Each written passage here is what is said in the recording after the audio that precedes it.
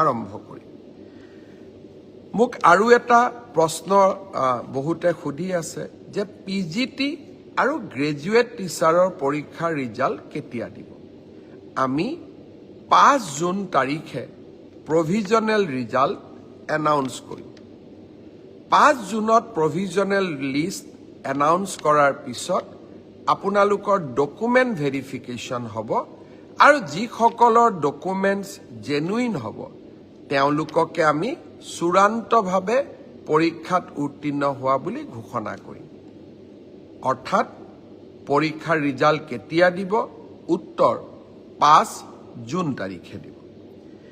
ইয়াৰ পিছত আপোনালোকৰ মনত আছে এনেকুৱা এটা ফেচবুক লাইভ অনুষ্ঠানতে মই কৈছিলোঁ আৰম্ভ কৰিম।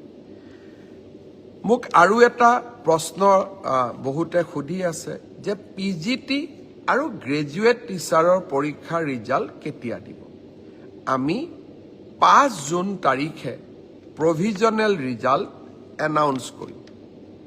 5 জুনত প্ৰভিজনেল লিষ্ট এনাউন্স কৰাৰ পিছত আপোনালোকৰ ডকুমেণ্ট ভেৰিফিকেশ্যন হ'ব আৰু যিসকলৰ ডকুমেণ্টছ জেনুইন হ'ব তেওঁলোককে আমি চূড়ান্তভাৱে পৰীক্ষাত উত্তীৰ্ণ হোৱা বুলি ঘোষণা কৰিম। অৰ্থাৎ পৰীক্ষাৰ ৰিজাল্ট কেতিয়া দিব? উত্তৰ 5 জুন তাৰিখে দিব। ইয়াৰ পিছত আপোনালোকৰ মনত আছে এনেকুৱা এটা ফেচবুক লাইভ অনুষ্ঠানতে মই কৈছিলোঁ